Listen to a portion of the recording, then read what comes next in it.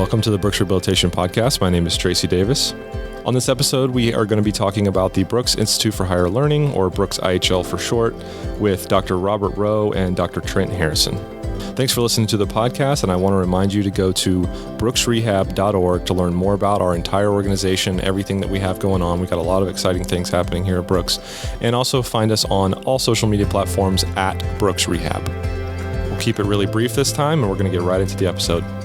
Well, let's just start off by having you guys introduce yourself. Hi, I'm Dr. Bob Rowe. I'm the Executive Director of the Brooks Institute of Higher Learning. I am Dr. Trent Harrison. I am the Orthopedic Manual Fellowship Coordinator and the Orthopedic Residency Coordinator for the IHL. Great. So before we go into a little bit of your histories, how long have you guys both been at Brooks? I've been here almost 16 years. Has it been that long? Wow. Yeah. Wow. I've been here 10 years with I guess I've been here 11 years but there was a gap year in between. That's there, right. So You were kind of broken up. You were traveling 5 that years. He's the prodigal son. He came back. He came back. That's right. Was prophesized to return. Yeah, that's right. That's right. I forgot about that. So just tell me, Bob, a little bit about your history and how you got into this field and what led you to being at Brooks. Yeah, it's a long story because I'm an old man, but grew up in New York, started college, moved to Louisiana, did my professional training, PT school at LSU, Health Science Center in New Orleans, go Tigers, and then lived in Louisiana for 25 years, and Katrina hit, and we decided, my family and I decided we needed to find another place to live, and we landed in Brooks, and it's a great story. Mm-hmm. So I've been here and really happy and have enjoyed our time here at Brooks. And yeah, absolutely. Here we are. Trent? Yeah, so I went to the University of St. Augustine. So when I did my DPT training, I was right down the road. Mm-hmm. And not to give them a big head, but I came here because Bob was here. Not to segue too much into the topic today, but when I was graduating PT program, I knew I wanted to do a residency training, mainly because of the environment that I was in PT school. I just saw what fellows and residents did because how they interacted with my instructors.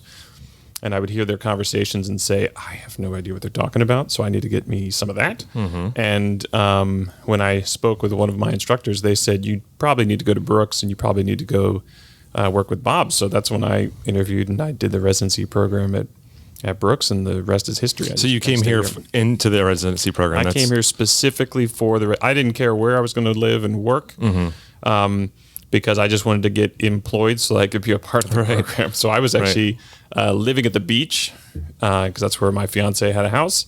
And I was working in Fleming Island, and I was all about the commute. Yeah. I was all about it because for me it was, I'm here for this experience, and I don't care where I work and live. Yeah. It's all good. For those that don't know, that's a very long drive. Fleming Island to the beach is, that's a very long drive. There's a lot of driving in Jacksonville in general, and that's already, absolutely one end to the other end. So, Bob, 16 years ago, whenever you came in, wasn't it just called like a clinical education program that we had at Brooks? It wasn't anything. We had something, but it wasn't huge. Or what did we have whenever you first came in? So, the great thing and why I chose to come here, because without going into too much detail, I did when I decided to leave LSU. I did a national search, and I had job offers from a couple of top 5 academic programs. That's really where I thought I was going to go, was to another academic program. I was in a core faculty position at LSU actually at the time when I was leaving, and I was going to go to another academic program, and Brooks is obviously not an academic program. No. But the thing that attracted me was that Brooks had zero. It was a blank canvas. Right. And I had my interview with Michael Spiegel, and it was clear that there was a great vision and there were resources, and it was obvious that there was going to be a lot of opportunity for me to create something that was unique, and so that was what drew me here, was the opportunity to create something. So we really didn't have anything at the time, because you would have preceded my time here, so that's why I couldn't quite remember. So, so that's great. I mean, that seems like a perfect opportunity and something that you wanted to grow yourself. Yep. Yeah, blank canvas with underlying culture needed to build on. Right. Yeah. Right. And infrastructure of an organization already there and stuff like that. Okay. Fantastic. So, can we just get into a little bit of what's a PT/OT residency and fellowship program for people that don't know? I guess a lot of people probably think you just go to school, get your degree, yay, go work. And so why do we have you? What do you guys do? Both PT and OT, you go to undergraduate school and then you finish undergraduate, so 4 years of college. Then you go to professional school for OT. They're in transition, so you either go to a master's program or they go to an OTD program. For PT now, it's 100%. You go to undergraduate and then you move on to DPT program, so another 2 to 3 years of professional school and graduate with a DPT. And so then you graduate, and if you choose to do a residency, it's optional.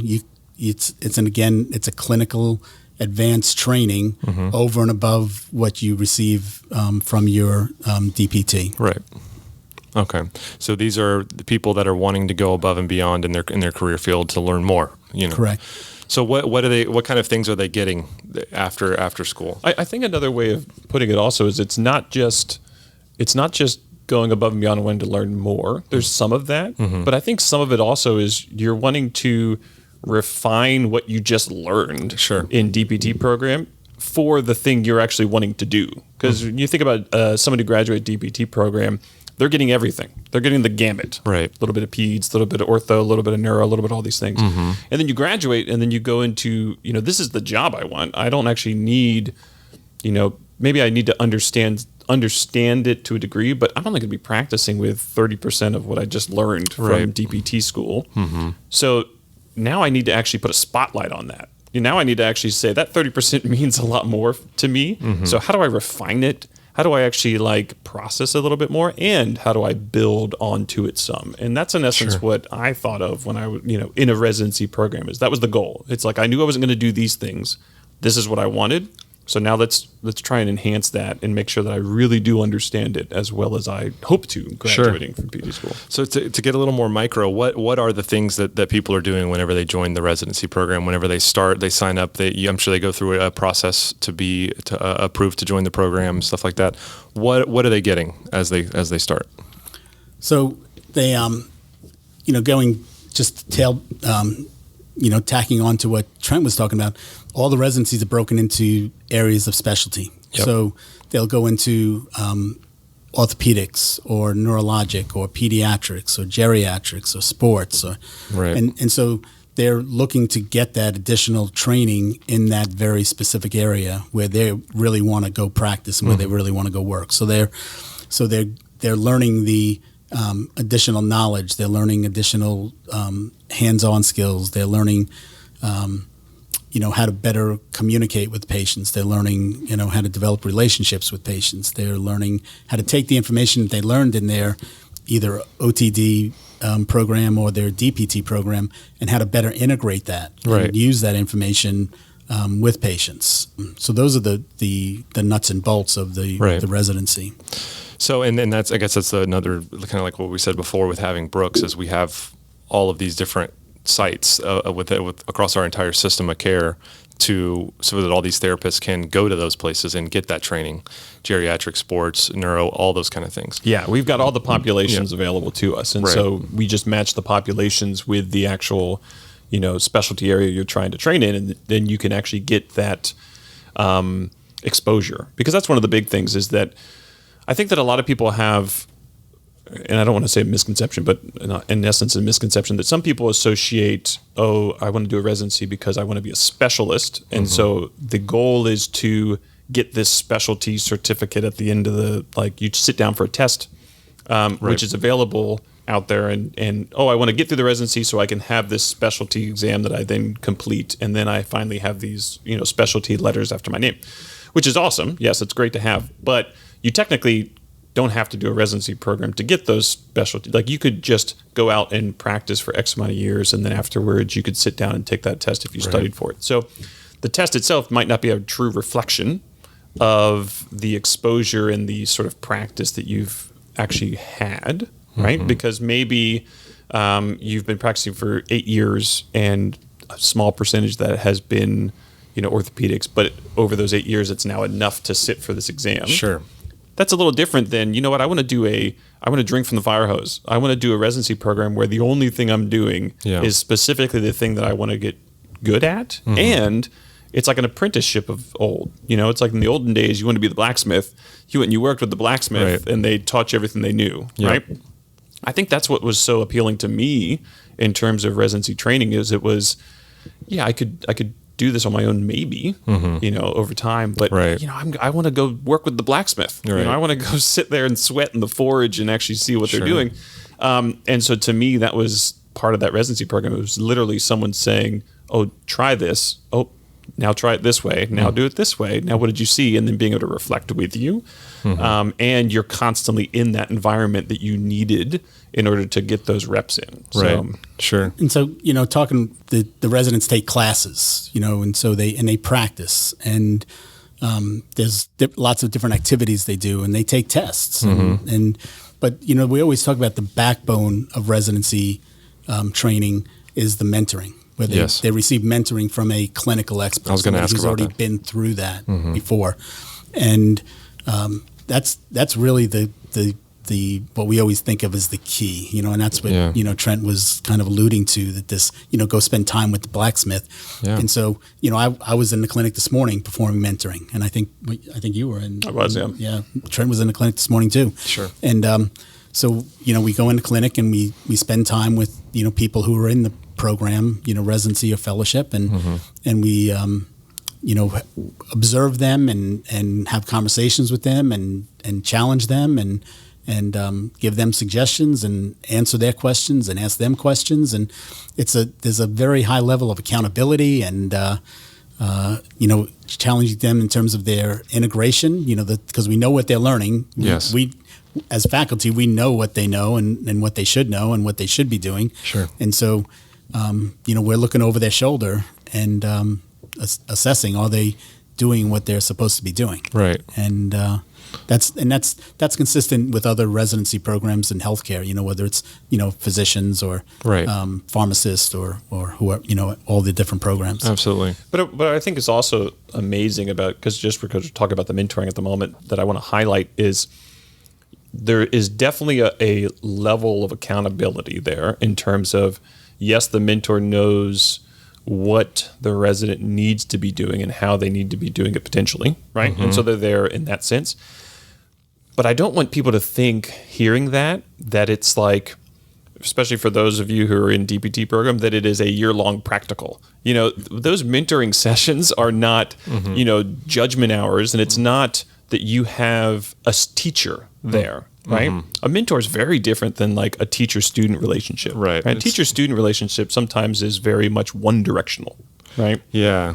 This is more like just making sure you're on the path. If you kind of stray off a little, bump back to the road kind of thing. Yeah, and it's very collegial. It's very guiding. It's very, let's talk about it. And Sure. if you're wrong, that's great. Let's talk about why that maybe you were wrong, or maybe I'm wrong, and let's talk about why I was wrong, because there's information, there's ways you're going to learn so much about figuring out how I was wrong or why you were wrong, as opposed to it's just this binary, I got to have the right answer, I got to have the wrong answer, which kind of happens sometimes in a teacher-student relationship.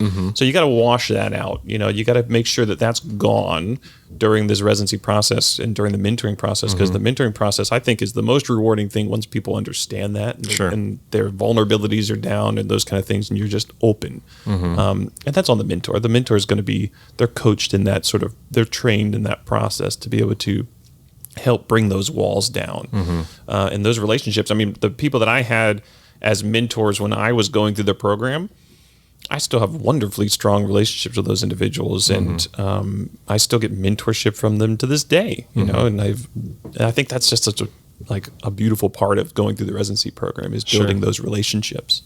So let's talk a little bit about the benefit of, and why would someone want to come to do the residency through the Brooks IHL?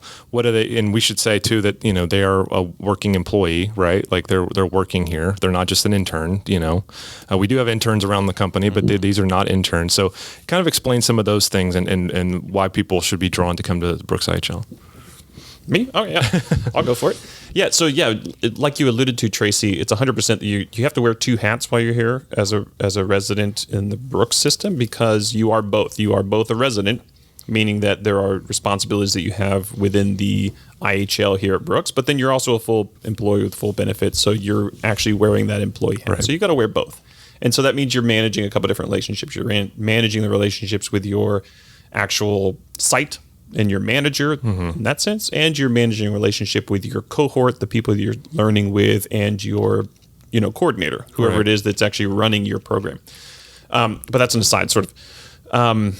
What was the question again? No, just the benefits of why someone would want to come to the IHL. So that's one thing. You are an employee while you are getting your education and going through your residency. No, 100%. So I would say, to me, I think the biggest benefit, probably by far, that what I've seen in my role as residency coordinator over the years, what I've found is one of the strengths of our program versus other programs. And I've also, I'm not tooting my horn, but, I've been able to be a part of credentialing processes to go see other residency programs. So I've been able to go over and see other residency programs, which has been wonderful, because sometimes they do things that are great and you're like, oh, that's great. Yeah. I'm going to add that. And you get to talk to other coordinators.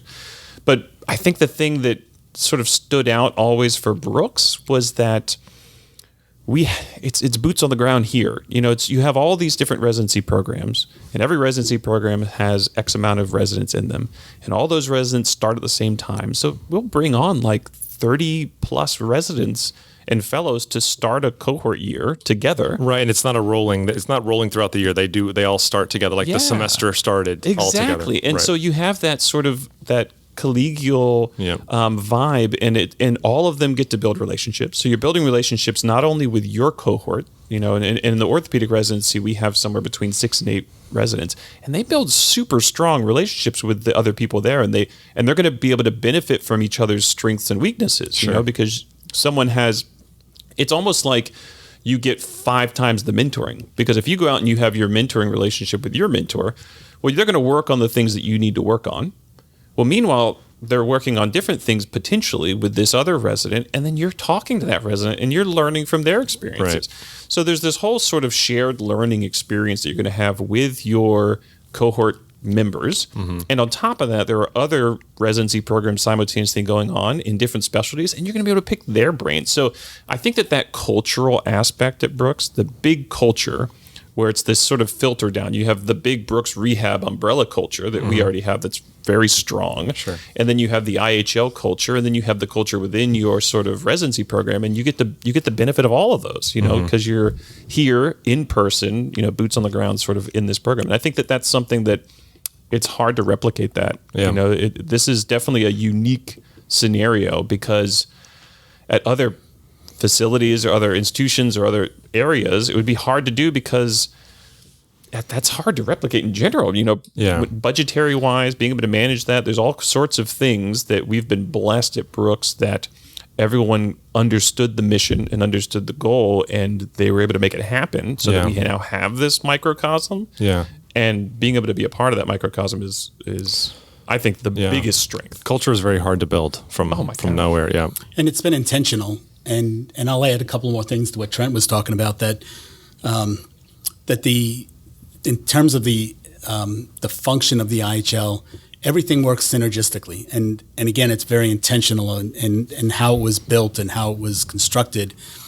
So the continuing ed program that we have, and the student internship program we have, and the residency program we have, all of those intertwine together. Mm-hmm. And so they all interact, and they all engage each other, mm-hmm. and they all support each other.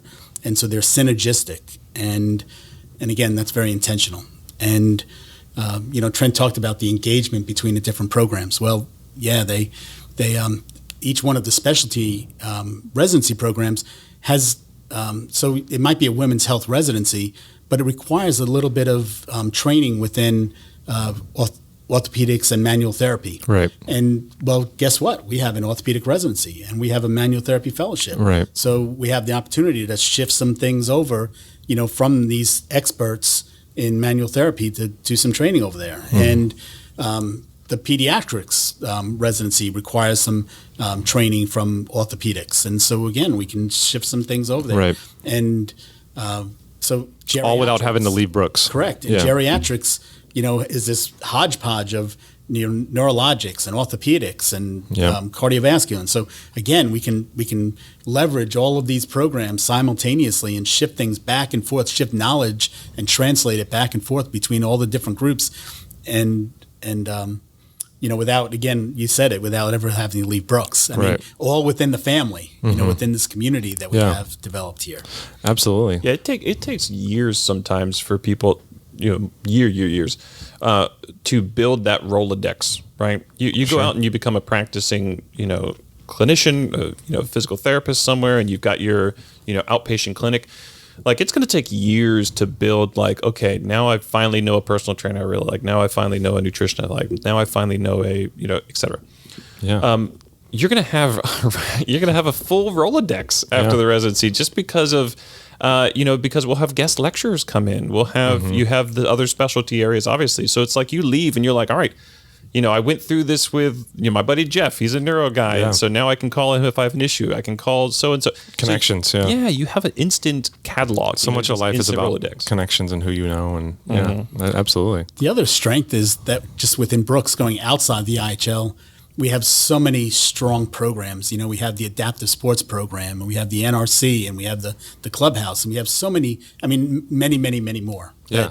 That again we use and we engage with and we interact with, that add to the residency experience. Yeah. And that other programs around the country don't have anything close to what we have here. I was going to ask that, like, what really stands out, just really quickly, that makes the Brooks IHL so much different? Is it the system of Brooks, of what they have access to here? I mean, obviously the culture and all the mentorship and stuff you guys already mentioned, but that's got to be a big factor. It is. You're absolutely correct. Okay.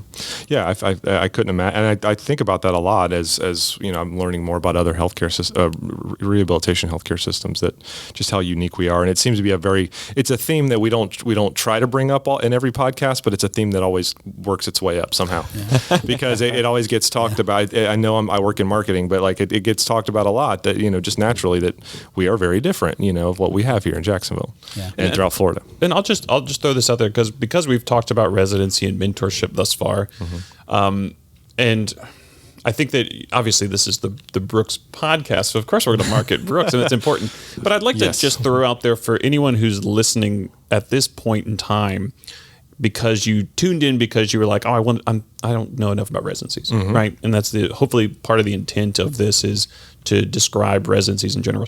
But some of the, when someone comes up to me at CSM at the conferences and they say, I'm curious about residencies, and it's sort of this general take on residencies. One of the things I'll say, and this is going back to that mentoring, I'll tell them, figure out who the mentor is at whatever program you're going to go to. Right. Who's the mentor, right? And then ask that, figure out what's that mentor's communication style. Talk to them, call them up or email them, and do you have the same kind of communication style? Do you feel comfortable talking to this person? And then how do they practice? What's their practice pattern? If you could figure that out, and does that practice pattern mirror what you kind of want to do? Because I think that mentorship and that relationship is so crucial to the process of doing a residency, right? I think that there's a lot of people that maybe focus on the didactic, I'm going to learn a bunch of stuff. You can learn a bunch of stuff. You can learn things now in this, in the technological age. You can learn this stuff, right? But it's how you actually communicate into that relationship you have with that mentor, so that they can help you figure out what stuff of that you're learning is actually relevant, and what stuff of that is you don't need that yet, or which one of these is most important, or how are you processing that information? So it's that makes sense. I mean, for me, everything I know about photo, video, and podcasts, everything that I do here at Brooks, I'm self-taught through YouTube and whatever, right? So I have a YouTube degree, Yeah. But I have purchased courses that because whenever it comes to YouTube, whether it's how to install your microwave or whatever, you have no idea the actual knowledge base of the person that's on the video, and you have no clue. But it's nice to I've taken classes and bought courses and whatnot where it's a singular professional that it has a long track record of this is what they are good at. And I learned so much more because I don't have to weed through everything on YouTube of that doesn't sound right, or I tried that and it failed. Yeah. Or, you know what I mean? So I had to buy a new microwave. Yeah, distill it all down. So it makes total sense. But let's, as we're running out of time a little bit, what's the difference in a residency and fellowship? So the residency is the first level. So after somebody graduated from the professional level that we talked about, the natural progression would be going into residency. And I need to clarify, that's true for, I'm going to talk about PTs first. Okay. So the first level is residency. And then after you complete residency, you might potentially move into a higher level, more advanced subspecialty into fellowship. Okay. For OTs, just a difference in nomenclature. Their first level is called fellowship. Oh, okay. I did not know that. Yeah. So it's just a difference in how the different professional organizations name things. Okay. Okay. So why would somebody, let's say a physical therapist, why would they want to, after they're done with the residency, why would they want to become a fellow?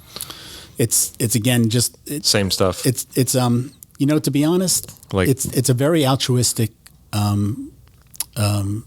pathway that, because you really, at the end of the day, you don't really make much more money, right? And you don't get a lot of accolades. You don't get a lot. What you get is the feeling and the knowledge that you're going to do a better job with the patients that you see every day. So it's purely for the love of the game. Yeah, because the people that you see, you're going to see patients. That's what we are. We're clinicians, and right. And whether you're an OT or a PT, you're going to see patients, and those patients that you see, you're going to do a better job with. Yes, and that's what it's all about. That's what residency and fellowship training is all about. If it's your career, why not get the most knowledge you can possibly get? Yeah, and clearly, people who have completed residency and fellowship do a better job than people who haven't done residency and fellowship. So absolutely. That's great. So what is the application process if someone is wanting to join the Brooks IHL? How do they stand out? How competitive is it? How does all that work?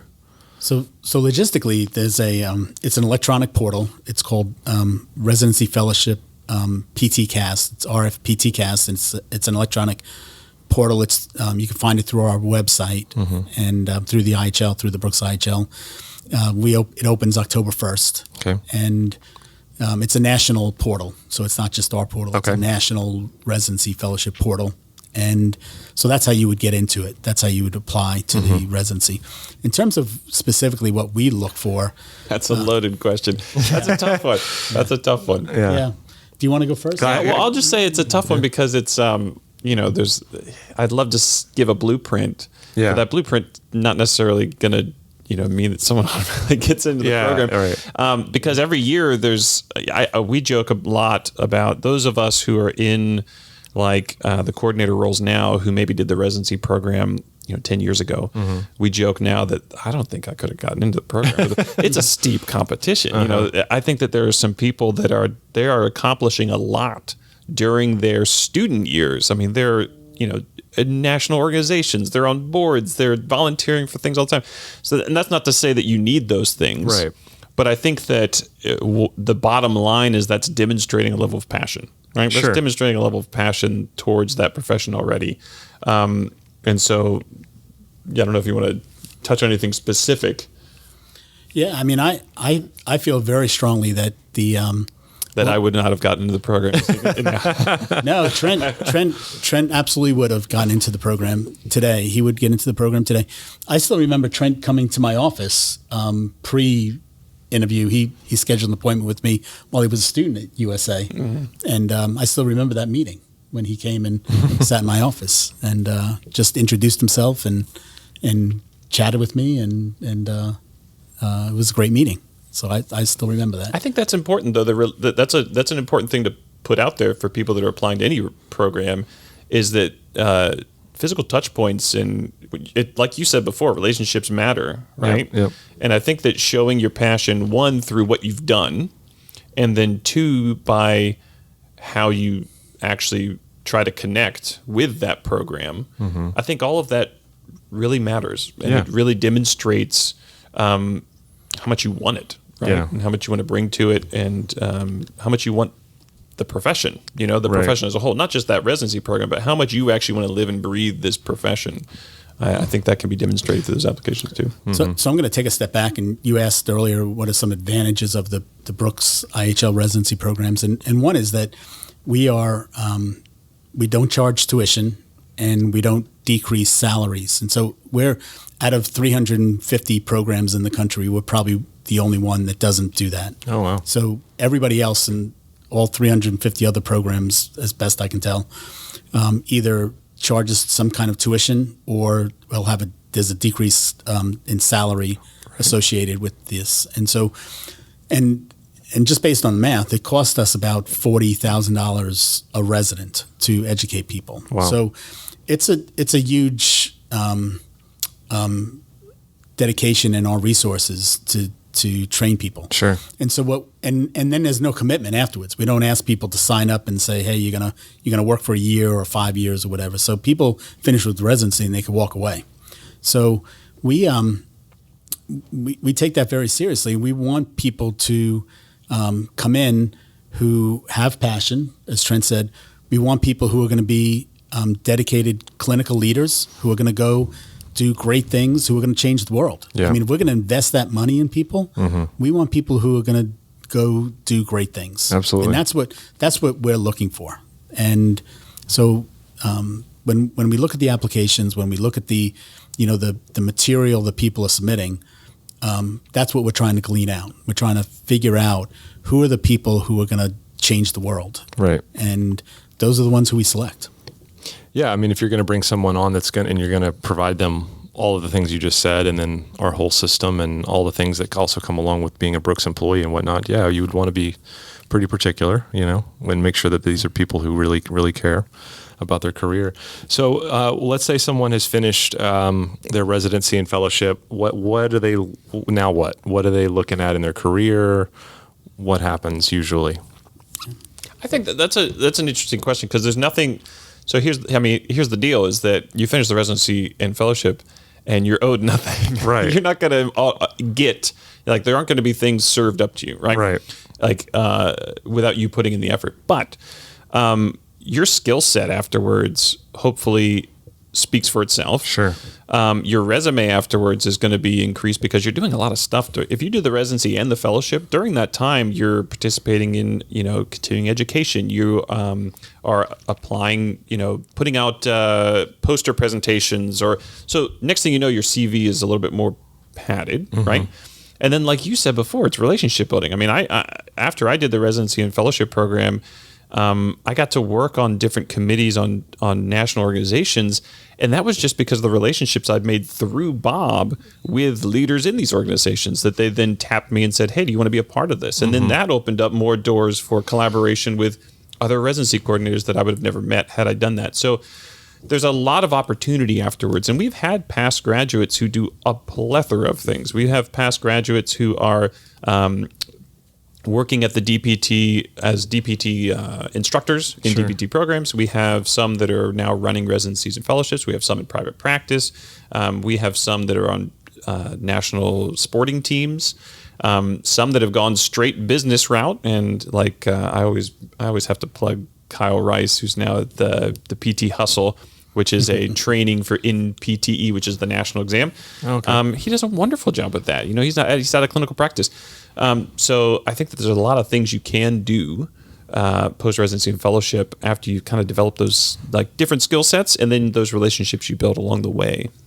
Yeah, some that have gone into go and get higher degrees, PhDs and EDDs, and gone into research and and then specifically within Brooks. I mean, if you look around the system, we have an awful lot of people in leadership roles within Brooks who have completed the residency and fellowship, and I think the reason for that is people have recognized that the clinical reasoning, which is another way of saying that, is the decision making that is learned through the residency and fellowship, translates into administrative decision making. Sure. And so it helps people become really highly qualified leaders. Absolutely. I think it's also important to point out that there are some people that after the residency fellowship, they now do what they wanted to do and what they love to do, and they practice. They practice and get as good as they can. And there wasn't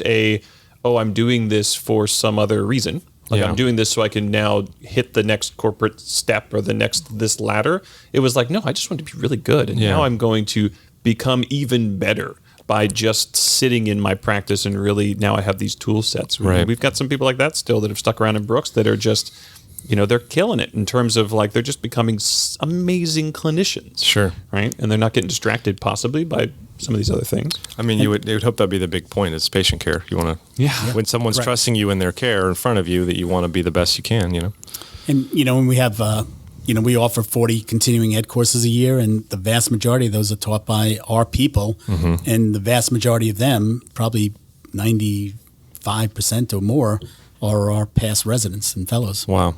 That's amazing. So wrapping up here, what's next? What's next for IHL? Anything in the future you want to talk about, or? Yeah, probably the biggest thing is we're building a collaboration with Jacksonville University, and we're going to do a Doctor of Physical Therapy, a DPT. Oh, great program, and that's awesome. That's in process right now. We've submitted our application to the Commission on Accreditation of Physical Therapy Education, CAPTE, and it's been accepted. And so now we're in line for that. And so it takes a couple of years to get through that process. And so we're just patiently waiting our turn. Yeah, that's great. But we're in development. And so it's going to be a great program. It's going to be it's going to be new and innovative. It's going to be very, very different than anything that exists out there today. And that's the reason we're doing it. It's because it's going to be so different. We don't want to do the same thing. Sure. And that's the biggest thing. And then, we have a lot of other little projects that I'll call them little compared to that. But new innovative ideas that are in the pipeline. That's great. That we're going to be rolling out. Keep moving forward. Yeah. That's great. I whenever I talk with you guys, I always think of all the acronyms that you guys have to remember. Right. It's like second to the military. Healthcare must be next on the acronyms. We've got so many. Well, thank you guys for coming on. What's the website? If anyone wants any more information on the Brooks IHL, where do they go? So it's brooksihl.org. Okay. And that's it. Great. brooksihl.org, and I'll put that in the show notes of this. Super simple. Yeah, very easy. Thank you guys. Thank you so much, Thank you, Tracy. Tracy. We really appreciate it.